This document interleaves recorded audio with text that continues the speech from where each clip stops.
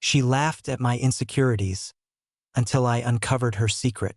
I used to think my wife was out of my league. That probably sounds pathetic, but it's true. Lena was the kind of woman people noticed the second she walked into a room. Confident, sharp, funny, effortlessly attractive. I was quieter, more reserved. I worked in IT, spent weekends gaming or fixing things around the house, and generally avoided attention whenever possible. We met when I was 27 and she was 25. Back then, she made me feel seen in a way nobody else ever had. She used to tell me I was safe. At the time, I thought that was a compliment. Now I realize it meant predictable. We were married for 6 years. For most of them, I genuinely believed we were happy. Sure, we argued sometimes, mostly about work stress, money, or how emotionally distant she could become during certain periods. But I thought that was normal marriage stuff. I trusted her completely. That trust died slowly, not all at once, like rot under floorboards. Started with jokes, little comments, tiny cuts disguised as humor. At parties, Lena would laugh and say things like, "Ethan would apologize to a burglar for interrupting him," or, "My husband's biggest fear is asking for extra ketchup." Everyone laughed, including me, at first. But over time the jokes became sharper, meaner, more personal. One night at dinner with her friends, one of them asked if I ever got jealous because Lena had so many male coworkers. Before I could even answer, she smirked and said, "Ethan, please." He'd never even know if I cheated on him. Everyone laughed. I laughed too, but something about the way she said it stuck in my chest. Because it didn't feel like a joke. Felt like a test. On the drive home, I asked her why she said that. She rolled her eyes. "Oh my God, relax. You're so sensitive lately." That became her favorite phrase. "You're too sensitive. You're paranoid. You always overthink things." Eventually, I stopped bringing things up because somehow every conversation ended with me apologizing. Still, little things started piling up. She became protective of her phone. Started taking it into the shower, tilting the screen away from me. She changed her gym schedule even though she hated working out. Suddenly she cared deeply about makeup for casual office days. Then came the smiles at her phone. Not normal smiles. Those private smiles people make when they're talking to someone exciting. I noticed them constantly after that. One night I asked who she was texting. Without even looking up, she said, "Unlike you, some people actually have friends." That one hurt more than it should have. I started questioning myself. Maybe I was insecure. Maybe I really had become paranoid. Maybe years of subtle insults had just broken my confidence enough that I assumed the worst. So I tried harder. I bought flowers randomly, planned date nights, cleaned more, cooked more. I thought maybe she'd become distant because I wasn't doing enough. Looking back, that part makes me angry at myself. Because while I was desperately trying to save my marriage, she was already gone. The first real crack appeared because of something stupid. A charger. Lena had fallen asleep on the couch while watching Netflix. Her phone battery was dying, so I plugged it in for her. That's it. That tiny moment changed everything. When I picked up the phone, a message preview lit up the screen. "Jason, miss you already." My stomach dropped. Jason. I knew Jason. Her coworker. Tall, loud, overly friendly guy she always claimed was basically a brother. I remember standing there frozen while Lena slept peacefully 2 feet away.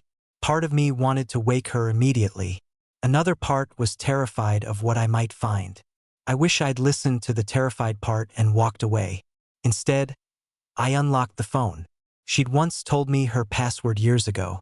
Apparently she never changed it because she never believed I'd actually check. The messages weren't just flirting. They were a relationship. Months of messages, pictures, inside jokes, complaints about me. That part hurt worse than the cheating. Reading how she described me. Emotionally weak. Too easy.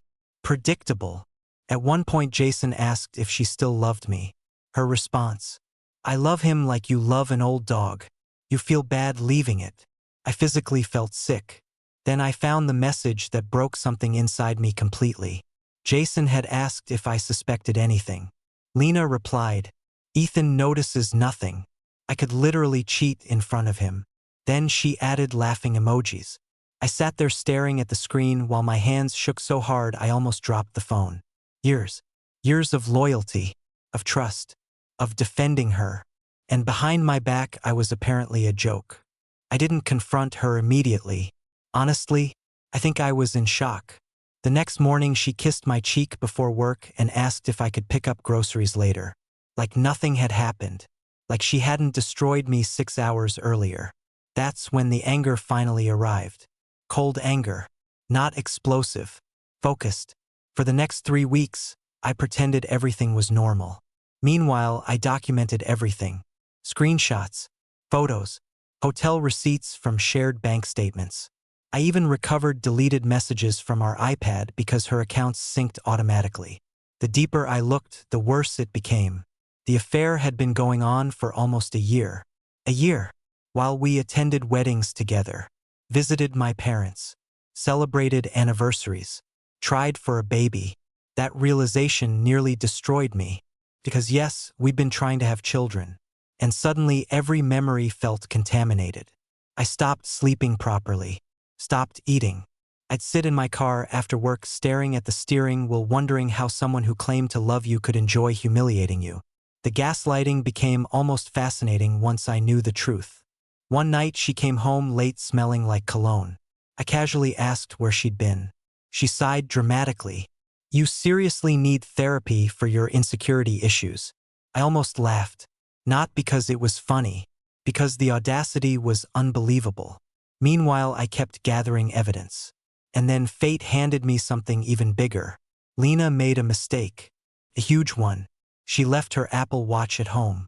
Around noon, messages started appearing on the screen while she was at work. Explicit messages. Plans to meet at a hotel Friday afternoon. Complaints about me. Jason even joked. Does your husband still think you work late every Friday? Lena responded. He believes anything. That sentence changed me. Something inside me hardened permanently. I realized I'd spent years trying to earn respect from someone who genuinely looked down on me. And suddenly I stopped feeling sad. I started feeling done. I contacted a lawyer first. Quietly, I followed every instruction carefully. Separate finances. Protect accounts. Document evidence. Do not confront prematurely. The lawyer told me something I'll never forget. The most dangerous moment in situations like this is when the cheating spouse realizes they're losing control. That sentence stayed with me because Lena loved control. She controlled conversations, arguments, narratives, perception, and she still thought I was clueless. So I let her keep believing it. Until the anniversary party. Every year Lena hosted a big summer gathering at our house. Friends, coworkers, wine, music, expensive decorations. She loved being admired. This year she invited Jason too. That detail still blows my mind. The arrogance required to invite your affair partner into your marital home is insane. But I smiled, cooked food, played the role, because by then I had a plan. Halfway through the night, everyone gathered in the backyard around the fire pit. Lena was tipsy, laughing loudly, acting like the perfect wife. Then her friend Nicole jokingly asked, "So Ethan, how do you deal with all the guys constantly hitting on your wife?" Before I could answer, Lena smirked. "Oh please, Ethan would never survive real betrayal." Everyone laughed. Again, that was the moment. I stood up calmly, pulled out my phone, and connected it to the outdoor TV we used for sports games. Lena's smile disappeared instantly. The first screenshot appeared. Then another. Then another. Hotel bookings. Messages. Pictures. Excuses. Lies. The entire backyard went silent. I'll never forget the sound of that silence. Pure shock. Jason stood up immediately trying to grab his jacket. I looked directly at him and said, "Sit down. You've been in my house enough already." Lena went pale. Then came the denial. "This isn't what it looks like." I actually laughed. For the first time in months, genuinely laughed. Because cheaters always say the same thing. I scrolled to the message where she called me an old dog. People around us visibly cringed.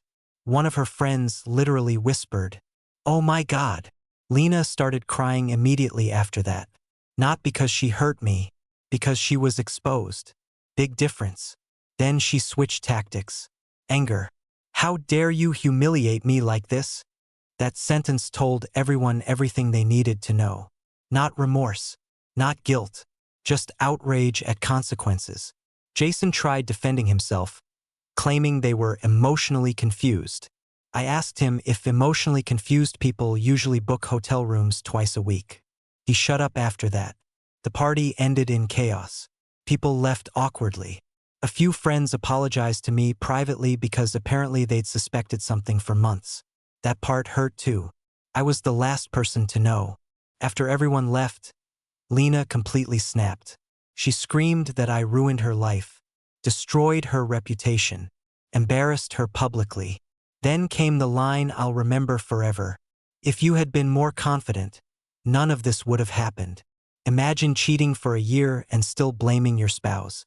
That was the exact moment I stopped loving her. Not during the affair. Not during the lies. Right there. Because I finally understood who she really was. I simply looked at her and said, "You mocked my insecurities for years because you needed me smaller than you." She stared at me silently. I continued, "But the truth is, confident people don't destroy others to feel powerful." Then I handed her the divorce papers. The look on her face was almost surreal, because for the first time since I'd known her, she had no control. The following months were ugly. She told people I was abusive emotionally, claimed I invaded her privacy, said I weaponized humiliation. But the screenshots existed. Truth has weight. And eventually people saw through her. Jason dumped her within 2 months. Apparently relationships built on lies aren't very stable. Who knew? The funniest part? A mutual friend later told me Lena cried because Jason wasn't emotionally supportive enough. I nearly choked laughing. Meanwhile, therapy changed my life.